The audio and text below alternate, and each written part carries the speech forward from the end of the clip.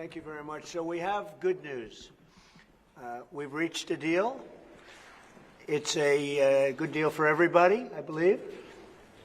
And I think you were saying this is probably the biggest deal ever reached in any capacity, trade or beyond trade. It is. It's a giant deal with lots of countries, because as you know, Ursula represents a lot of countries, not one country. It's not easy for you. It's because a lot of very different countries, great countries, but some are strong with cars, some are strong with agriculture, some are strong with both, right? You have a lot of different factors. So we're going to do the following. The European Union is going to agree to purchase from the United States $750 billion worth of energy, $750 billion worth of energy. They are going to agree to invest into the United States $600 billion more than they're investing already. So they're investing a large amount of money. You know what that amount of money is. It's very substantial, but they're going to invest an additional $600 billion. They're agreeing to open up their countries to trade at zero tariff. So that's a very big factor. Opening up their countries, all of the countries will be opened up to trade with the United States at zero tariff. And they're agreeing to purchase a vast amount of military equipment. We don't know what that number is, but it's the good news is we make the best military equipment in the world, so sort of you have to do that. I mean, until somebody tops us, which is not going to happen. We're way ahead of every other country in terms of the quality of the military equipment. You saw that recently in Iran, and you see that, unfortunately, you see that often for all the wrong reasons, right? So those things are $750 billion, $600 billion, opening up the country. We are agreeing that the tariff straight across for automobiles and everything else will be a straight across tariff of 15%. So we have a tariff of 15%. We have the opening up of all of the European countries, which I think I could say were essentially closed. I mean, you weren't exactly taking our autos, you weren't exactly taking our agriculture, and then you would have smaller things, but for the most part it was closed. And now it's open. It's open for our companies to go in and do a good job with it. I think you'll like them. I think you'll like it. And we will, very importantly, they'll be investing a lot of money, but the military is a big number, but that's one number we're not determining. It's going to be whatever it is, but they're going to be purchasing hundreds of billions of dollars worth of military equipment. They're very important. They're going to purchase $750 billion worth of energy. So that's going to be great. And $600 billion worth of investments into the United States over and above what they have. So, and I think that basically concludes the deal. I mean, those are the main factors. I don't think there are too many other factors, other than we're going to get along great. And we have a great relationship now with NATO, which is largely the same. I mean, not exactly, but pretty close, right? Largely. And with NATO, as you know, they're going up to 5% from 2%.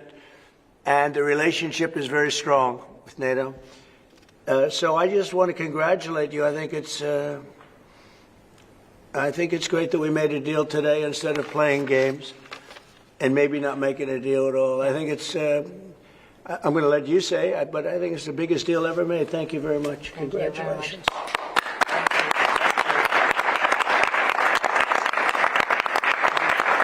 Yeah, thank you. We have a deal. We have a trade deal between the two largest economies in the world. And it's a big deal. It's a huge deal. It will bring stability. It will bring predictability. That's very important for our businesses on both sides of the Atlantic. It's 15% tariffs across the board, all inclusive. The investments Mr. President just described that going to go to the United States and the purchases over there. Indeed, basically the European market is open. It's 450 million people. So it's a good deal. It's a huge deal. Yeah. It was tough negotiations. I knew it at the beginning, and it was indeed very tough, but we came to good conclusions for both sides. So again, congratulations and many thanks. Thank you very much. Thank you. Do you have any questions? How did you come to a deal so quickly? Did the European Union come there and get I think we both wanted to make a deal. You said something that is very important. It's going to bring us closer together. I think this deal will bring us very close together, actually. Sort of, it's a partnership in a sense, but it's a very good point, and it's something that's very important. But was there one issue that needed to get over the hurdle? No. We had 4 or 5. No, not pharmaceuticals. I mean, we're going to be, as you know, a lot of companies are coming into the U.S., and that's unrelated to this deal. But it's, I think this didn't just start today. We had a meeting. I wasn't sure. I said 50-50. I think you probably felt the same thing. But this started months ago, this negotiation. So we knew pretty much what we were getting into, and we were able to make a deal that's very satisfactory to both sides. So it's a very powerful deal. It's a very big deal.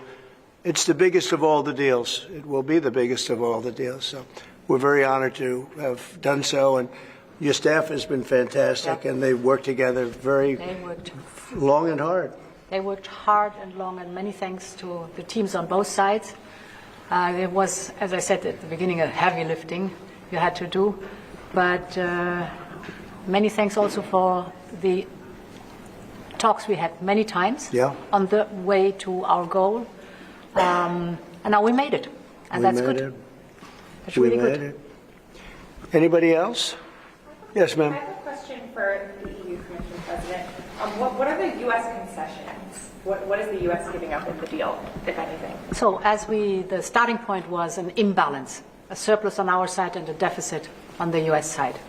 And we wanted to rebalance the trade relation. And we wanted to do it in a way that trade goes on between the two of us across the Atlantic, because the two biggest economies should have a good trade flow between us. And I think we hit exactly the point we wanted to find. Rebalance, but enable trade on both sides, which means good jobs on both sides of the Atlantic, means prosperity on both sides of the Atlantic, and that was important for us. And again, the energy is a very important component, because we have more energy than anybody else in that sense. And I think it was very wise that they buy a lot of energy, and it's great stuff, and it solves a lot of problems. So that was a great decision, I think. What about steel? Have you agreed?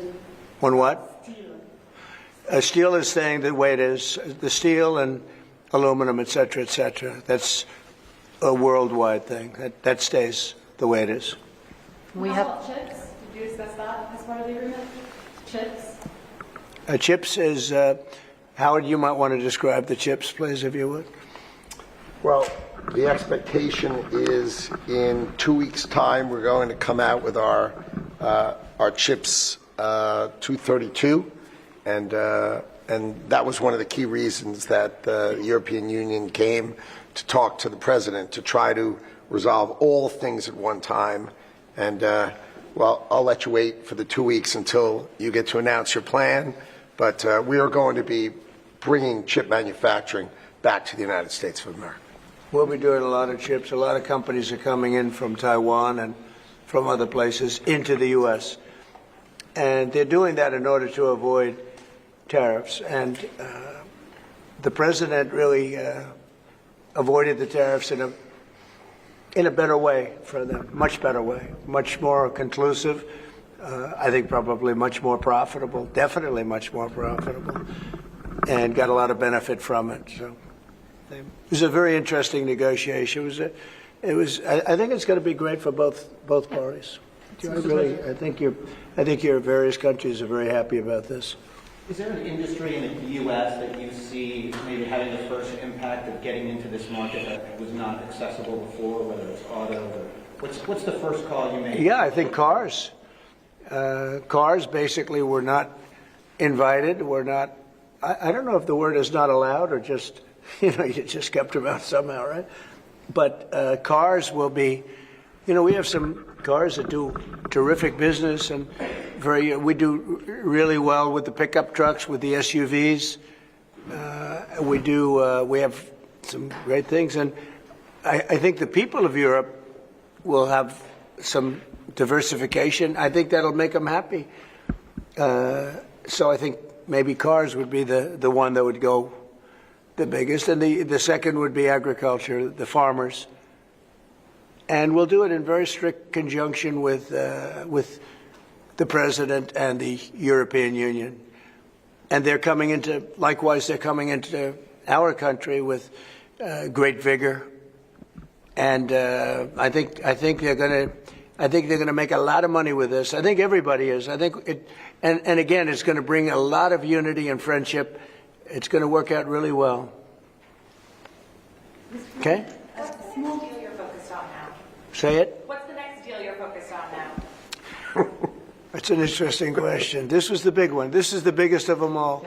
We're looking at deals with 3 or 4 other countries. But for the most part, I can't get them to understand that it's the letter. We just sent that letter, and that letter is, very universal for most. I mean, most, you wouldn't be able to do this. You wouldn't have the time or the patience to be able to do a deal like this. Most of the others are going to be a certain tariff, and we're going to keep it as low as we can. They're generally smaller countries or countries we don't do much business with. But that they've already received, to a large extent, they've received a letter. They'll probably receive a letter of clarification or a confirmation type letter, which will go out sometime during this week, prior to August 1st. And the tariffs will start being paid by those countries prior to August, on August 1st and beyond. Okay? Mr. President, was part of the rush to get this deal done to knock the Jeffrey Epstein story out? Oh, you got to be kidding with that. No, had nothing to do with it. Only you would think that. That had nothing to do with On a it. day which is good for European business and American business, businesses in this country, particularly small businesses, are closing at a record rate. And you're seeing the Prime Minister tomorrow, Chris Darman. What does he need to do to help British business in this country? I think everybody's going to be happy with this. The Prime Minister of the UK, while he's not involved in this, will be very happy because, there's a certain unity that's been brought there too. We have a separate deal with them, but I think he's going to be very happy to know. Look, he's friendly with all of you. I think he's a very good man, and he's going to be very happy to see what we did. I think UK is going to be very, very happy. Thank you all very much. Appreciate it. Thank you.